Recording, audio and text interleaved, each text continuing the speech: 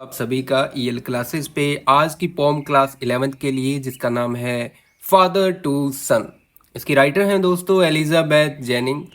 तो दोस्तों इसमें हम ये पढ़ेंगे कि एक पिता और एक पुत्र का जो रिश्ता है वो कैसे डगमगा जाता है जब एक पिता ये चाहता है कि उसका बेटा उसके अकॉर्डिंग चले, उसके अनुसार रहे। जिन चीज़ों के लिए पिता रोक रहा है बच्चे को वो नहीं करना चाहिए वगैरह वगैरह।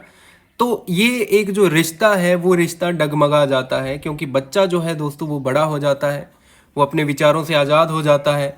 वो सोचता है कि कहीं ना कहीं मेरी ज़िंदगी मेरे अकॉर्डिंग चलनी चाहिए, मैं किसी का गुलाम ना हो पाऊँ। तो यही दोस्तों हम इस पोएम में पढ़ेंगे कि एक पिता और एक पुत्र के बीच में जब दूरियां आ जाती हैं तो पिता जो है वो कैसे भावुक हो जाता है। उसको एहसास होता है कि उसने गलती की है, लेकिन अब वो उस गलती का केवल पछतावा कर सकता है क्योंकि शायद अब वो समय वापस नहीं आएगा। जैसा रिश्ता पिता और पुत्र में पहले था अब शायद वो रिश्ता नहीं बन पाएगा।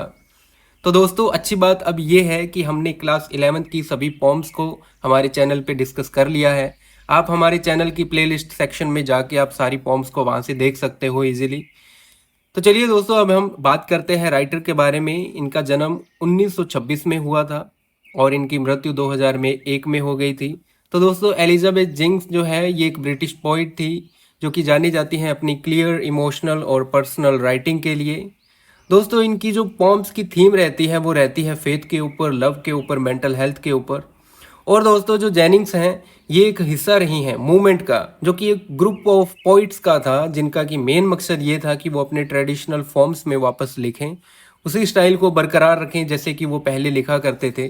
तो ये एक बहुत इंपॉर्टेंट पॉइंट बन जाती है दोस्तों। चलिए अब इस पोइम को हम लाइन टू लाइन समझने की कोशिश करते हैं और देखते हैं कि इसमें एक पिता क्या सोच रहा है। I do not understand this child. I का मतलब यहाँ पे पिता से है। पिता बोलता है कि मुझे समझ में नहीं आता इस बच्चे के बारे में। चाइल्ड का मतलब उसका खुद का बच्चा, कि ये जो बच्चा है ये ऐसी क्यों हरकतें करता है, ये क्या सोच रहा है, इसके क्या विचार हैं, मुझे समझ में नहीं आता। दो we have lived together now, हालांकि हम दोनों एक साथ रहते हैं, एक ही घर में रहते हैं, दोनों एक साथ रहते हैं, लेकिन फिर भी मैं इसको समझ नहीं पाता। In the same house for years, कि कई सालों से हम इस सेम हाउस में कई सालों से रह रहे हैं, लेकिन इसका मुझे समझ में नहीं आता कि ये क्या चाहता है, इसके विचार क्या हैं। I know nothing of him, मैं उसके बारे में कुछ नहीं जानता। हालांकि वो उसका पिता है लेकिन वो उसके टेस्ट के बारे में नहीं जानता कि उसको क्या चाहिए, उसके विचार कैसे हैं वगैरह वगैरह। So try to build up relationship from how he was when small. और वो इसलिए ट्राई करता है, बिल्ड का अर्थ होता है दोस्तों बनाने के लिए, इसलिए वो प्रयास करता है कि वो वापस वैसा ही बना पाए उस रिलेशनशिप को, उस संबंध को जो कि जब बच्चा था, ही का मतलब जो उसका बेटा है, जब वो स्मॉल था मतलब छोटा था, यहाँ पे यंग था, तब जो उस पिता और पुत्र में जो रिश्ता था, पिता उस रिश्ते को वापस बनाना चाहता है। येट हैव आई किल्ड, शायद मैंने उसको मार दिया। आई का मतलब यहाँ पे दोस्तों पिता से है और यहाँ पे मारने का मतलब है कि उस रिश्ते को ख़त्म कर दिया, उस रिश्ते को मैंने ही डगमगा दिया, वो रिश्ता मेरी वजह से ख़राब हो गया। शायद पिता ऐसा सोचता है कि मेरी गलती की वजह से शायद जो मेरा बेटा है वो मुझसे अलग थलग हो गया। जैसा रिश्ता हमारा बचपन में था, मेरे बेटा जब बचपन में था तो जैसा रिश्ता हमारा तब था वो शायद अब नहीं है, तो उसका जिम्मेवार कहीं ना कहीं मैं ही हूँ। आगे दोस्तों बोलता है this seed I spend. Seed का अर्थ दोस्तों यहाँ पे बीज अर्थ होता है, लेकिन यहाँ पे सीड का अर्थ है प्यार, कि जो प्यार मैंने उसके लिए बोया था। आई स्पेंट और सोन, सोन का अर्थ जो मैंने उसके लिए जो प्यार का बीज है जो मैंने बोया था, और जो समय मैंने उसको जिस समय में मैंने उससे प्यार किया है वो जो समय गुजर गया। It where the land is his and none of mine, कि ये जो लैंड है, लैंड का अर्थ दोस्तों यहाँ पे भूमि है, लेकिन इस पोइम में लैंड का अर्थ दोस्तों उसके बेटे के हार्ट को बताया गया है, उस बेटे के दिल को बताया गया है, जो कि शायद उसका नहीं है, वो केवल और केवल उसी का है, वो मेरा नहीं है। तो यहाँ पे एक पिता बोलता है कि जिस प्यार के बीज को मैंने जिस जमीन में बोया, जिस बच्चे के दिल में बोया, शायद वो दिल, वो लैंड उसी का ही है, मेरा नहीं है। ये शायद मुझसे गलती हो गई। वी स्पीक लाइक स्ट्रेंजर्स, क्योंकि जब मेरा बच्चा बड़ा हो गया है तब हम अजनबियों की तरह बात करते हैं, ऐसे बात करते हैं जैसे कि हम एक दूसरे को जानते ही नहीं। जब भी हम बात करते हैं तब ये रिलेशन लगता ही नहीं है कि वो मेरा बेटा है और मैं उसका पिता। हमारे जो रिलेशन है वो डगमगा गए, हम एक दूसरे के लिए अजनबी हो गए हैं। There's no sign of understanding in the air, कि हवा में ऐसा कोई साइन नहीं है, ऐसी कोई हलचल नहीं है, ऐसी कोई क्रिया नहीं है जिससे कि हम बता सकें कि हमारे बीच में कोई अंडरस्टैंडिंग भी है, कि हमारे बीच में कोई संबंध भी है, हम एक दूसरे को समझ रहे हैं। हवा में ऐसा वातावरण है ही नहीं, हम एक दूसरे के लिए अजीब हैं, अजनबी हैं।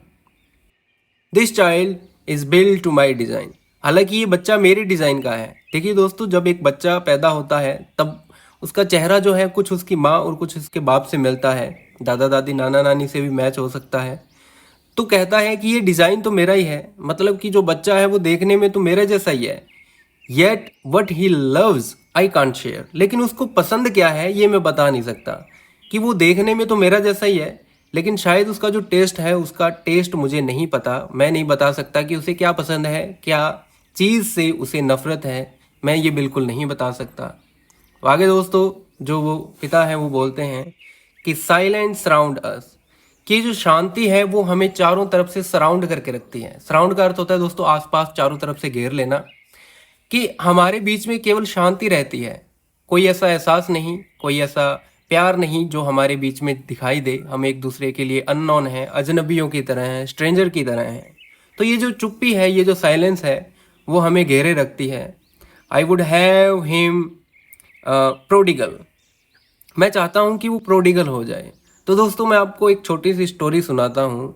बाइबल में एक कैरेक्टर था जिसमें एक बच्चा प्रोडिगल हो जाता है। तो प्रोडिगल क्या है आपको वही समझा रहा हूँ, कि जब एक बच्चा है वो अपने घर से अलग हो जाता है, अपने घर से निकल के चला जाता है, और वो ये सोचता है कि मैं अपने हिस्से की पूरी संपत्ति ले जाऊं, मैं अपने पिता के साथ नहीं रहूंगा। वो प्रोडिगल हो जाता है, घर छोड़ के चला जाता है और अपना सारा पैसा जो है वो लुटा देता है, सारा पैसा वेस्ट कर देता है। और तब जब वो अपने घर पे वापस आता है तब अपने पिता से माफ़ी मांगता है और उनका जो रिलेशन है वो वापस वैसा ही हो जाता है। इसलिए जो पिता है वो बोलते हैं कि मैं चाहता हूँ कि मेरा बच्चा भी प्रोडिगल हो जाए, चाहे तो वो मेरी संपत्ति ले जाए, लेकिन हमारा रिश्ता वैसा ही हो जाना चाहिए। मुझे ये धन नहीं चाहिए। जो कि शायद उसके पिता की गलती है, वो अपनी गलती को स्वीकार कर रहा है कि ये पैसा मुझे नहीं चाहिए, वो ले जाए, अपना हिस्सा ले जाए, लेकिन लौट के वापस वैसा ही आए जैसा कि वो बचपन में था। Returning to his father house, मतलब कि जब बच्चा जो है अपने घर को छोड़ के चला जाता है और जब वो वापस घर में आता है, दी होम ही न्यू, वो घर जिसको कि वो जानता है, rather than see him make and move his word, वो बोलता है कि ऐसा नहीं है, मैं ये नहीं चाहता कि ये जो बच्चा है वो इस घर को छोड़ के चला जाए और इस घर को जब वो वापस आता है इस घर में, तब मैं नहीं चाहता कि वो यहाँ से चला जाए किसी दूसरे संसार में, मतलब मुझे छोड़ के ना चला जाए। मेरे से जो रिश्ता है वो रिश्ता पूर्णतः तोड़ ना दे, उसको नष्ट ना कर दे, हमारा संबंध बना रहना चाहिए।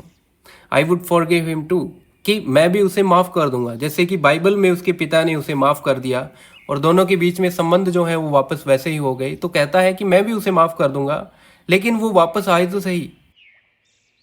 Shaping from sorrow a new love, कि मेरा जो दुख है मैं चाहता हूँ कि एक नए प्यार में बदल जाए। मेरा बच्चा जो है वो प्रोडिगल हो जाए, वो घर छोड़ के चला जाए, अपनी संपत्ति ले जाए, लेकिन जब वापस आए तब मुझे वैसा ही बच्चा चाहिए, मुझे वैसा ही एक नया प्यार चाहिए, जैसा वो बच्चा जब बचपन में अपने पिता को प्रेम करता है, उसको वो प्रेम वापस चाहिए, चाहे तो वो उसकी संपत्ति ले जाए।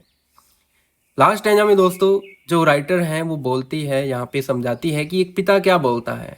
Father and son we both must live, यहाँ पे मस्ट लिव का अर्थ है दोस्तों ध्यान से देखना, कि पिता और पुत्र दोनों को रहना पड़ रहा है। मस्ट का अर्थ दोस्तों 100% चाहिए चाहिए, आपको मॉडल से याद होंगे यहाँ पे मस्ट का यूज किस लिए हुआ है, कि हम दोनों रहते ही हैं, हमें रहना ही पड़ रहा है ऑन द सेम ग्लोब, इस सेम पृथ्वी पे, एंड द सेम लैंड, और इस एक ही जगह पे हम दोनों, एक ही धरती पे, एक ही जगह पे हम मजबूरन रह रहे हैं।